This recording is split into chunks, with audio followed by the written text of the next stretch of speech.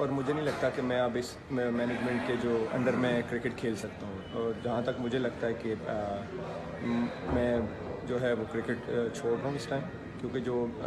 مجھے mentally torture کیا جا رہا ہے، میں آئی ڈونٹ تھنک سو کہ میں اب اتنا میں ٹارچر برداشت کر سکتا ہوں، کیونکہ میں نے 2010 سے 2015 تک بہت ٹارچر دیکھا ہے۔ دوستو، ویڈیو شروع کرنے سے پہلے ہمارا چینل سبسکرائب کر کے بیل کے بٹن پر کلک کر دیں تاکہ آنے والی تمام ویڈیوز آپ تک بآسانی پہنچتی رہیں۔ جو میں کرکٹ سے دور رہا، جو بھی وہ ہوا تھا ایک واقعہ، اس کی میں نے سزا بھی کاٹی، سارا کچھ ہوا، اور پھر لوگ بڑا مجھے یہ بار بار ٹارچر کیا جا رہا ہے کہ جی پی سی بی نے بڑا انویسٹ کیا، پی سی بی نے بڑا انویسٹ کیا۔ دیکھیں، پی سی بی کے دو بندوں نے، میں آج بھی کریڈٹ دیتا ہوں ان کو، جن لوگوں نے میرے پہ انویسٹ، ایک تو 5 سال کی میں سزا کاٹ کے آیا، کوئی سال بعد میں کرکٹ میں آیا نہیں۔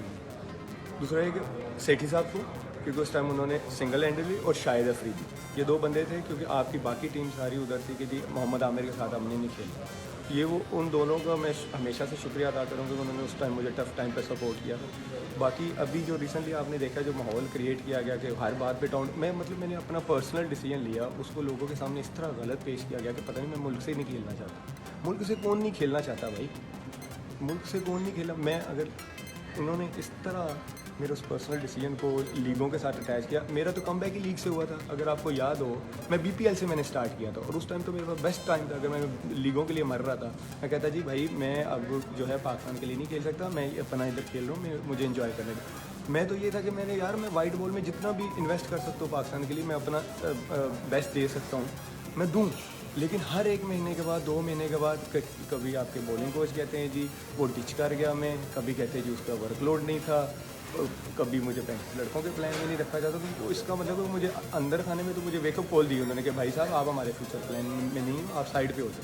تو وہ سوچ کے تو میں نے یہ کیا، تو باقی وہ جو بھی ہوگا، میں 1-2 دن میں، ابھی میں پاکستان پہنچا ہوں، فیملی سے جا کے ملوں گا، پراپر آپ کو اسٹیٹمنٹ کے ساتھ آپ کو بتا دوں گا کہ اس کا ایکچوئل ریزن اور زیادتی تو سب کو نظر آ رہی ہے ٹو بی آنیسٹ، لیکن یہ ہے کہ پراپر، کیونکہ جنہوں نے مجھے کرکٹ میں لے کے آئے، جنہوں نے میرا ساتھ دیا، ان کا بھی میں ہمیشہ سے شکریہ ادا کرنا چاہوں گا، پراپر ایک اسٹیٹمنٹ جو ہے میڈیا ریلیز کر دوں۔